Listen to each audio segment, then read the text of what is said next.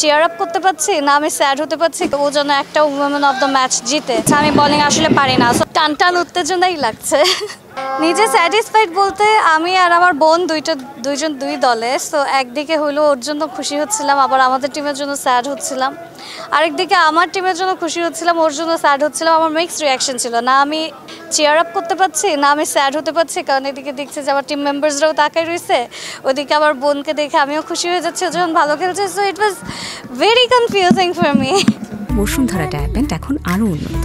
এই hot air throw top sheet দ্রুত শোষণ করে সোনামণিকে দেয় কোমল অনুভূতি। না এটাই বললাম, ইটস সো কনফিউজিং। আমি আসলে আমাদের ভিতরে রিলেশনটা এতটাই সুন্দর যে আমরা প্রতিদ্বন্দ্বী হয়েও প্রতিদ্বন্দ্বী ভাবতে পারছি না।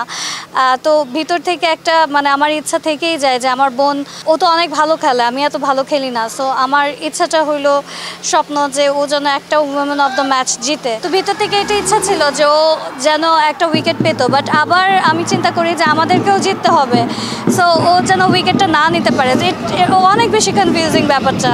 না আমি বল করব না, বিকজ আমাদের মাত্র 2টা ওভার, ইউ নো দ্যাট।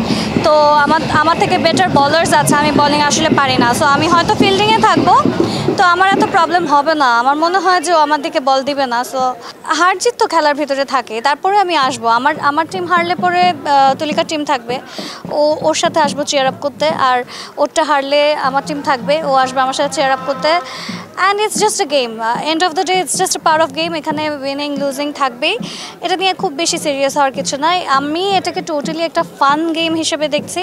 এখানে আমরা সবাই এক actually, and at the end of the day আমরা সবাই একই থাকবো।